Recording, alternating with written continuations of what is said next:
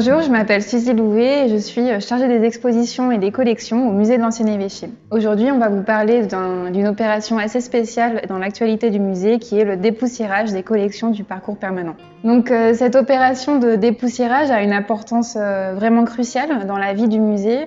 Tout d'abord, d'un point de vue des collections, pour assurer leur bonne conservation, c'est vraiment un moment privilégié pour vérifier leur état, mais même pour l'équipe musée, permettre de redécouvrir en fait certains objets, certains détails que nous pourrions remettre en valeur dans d'autres contextes. Dans le processus de dépoussiérage des collections, nous avons vraiment ciblé toutes les salles du musée, donc du baptistère dans le sous-sol du musée jusqu'à la salle 19e. Cette opération de nettoyage des collections a nécessité véritablement l'investissement de toute l'équipe du musée de l'Ancien-Évêché, mais également d'intervenants extérieurs, comme l'entreprise Sogemi, une entreprise de miroiterie, pour la manipulation des vitrages qui sont assez conséquents, très élégants d'un point de vue scénographique, mais qui demandent une manipulation particulière que nous ne pouvons pas faire en interne. Et des restaurateurs qui ont profité de cette opération, de ce chantier des collections pour replacer une coiffe en particulier ou dépoussiérer une maquette dans la salle gallo-romaine.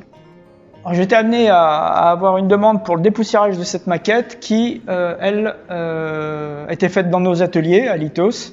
Et ce qui fait que je la connais très bien, je sais les matériaux. Et en plus, j'ai fait une visite avant pour établir le protocole de nettoyage.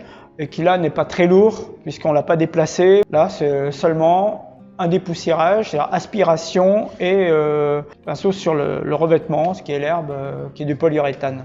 Pinceau souple qui ne fait pas trop d'agression sur l'herbe. Sur les toits, le même pinceau. Et aspirateur pour tout le temps dégager tout ce qui on ne fait pas un petit tas dans un coin pour l'enlever, on travaille à l'aspirateur.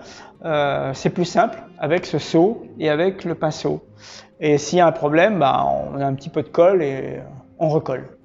Aujourd'hui, donc, je suis intervenue sur une coiffe de 1880 de femme. Moi, je suis intervenue en priorité sur la question du dépoussiérage qui peut paraître anecdotique, mais qui est très importante pour les textiles parce que la poussière favorise en fait le maintien d'une humidité en surface. Elle va favoriser des réactions en chaîne comme l'arrivée de micro-organismes, l'arrivée d'infestations comme les mites. On ne s'en rend pas compte, mais en fait, la poussière qui reste en surface de fibres favorise aussi une fragilisation des fibres. Pour cette coiffe sur laquelle je suis intervenue aujourd'hui, donc on avait le souci majeur donc de la poussière sur la surface des fibres et de la déformation générale de cette coiffe qui était tombée d'ailleurs de son socle. Donc il a fallu dépoussiérer, redonner la forme supposée de la coiffe grâce aux armatures métalliques qui ont pu être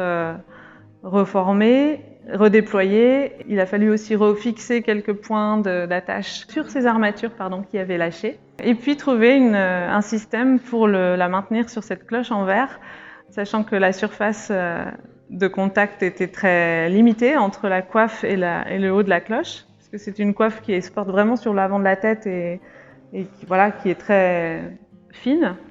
Donc finalement, c'est l'option des aimants qui a permis de maintenir en place cette coiffe sur cette cloche en verre. Tous les matins, nous installions le matériel nécessaire au dépoussiérage, les pinceaux, l'aspirateur à collection, les tables, les blouses, nos gants, puis procéder à l'ouverture des vitrines, puis à sortir les objets sur des tables isolées pour pouvoir procéder au nettoyage de ces objets, mais aussi procéder ensuite dans un second temps au dépoussiérage du fond de vitrine, pour enfin replacer et refermer les vitrines. Et donc cela pour ensuite continuer vers la salle suivante.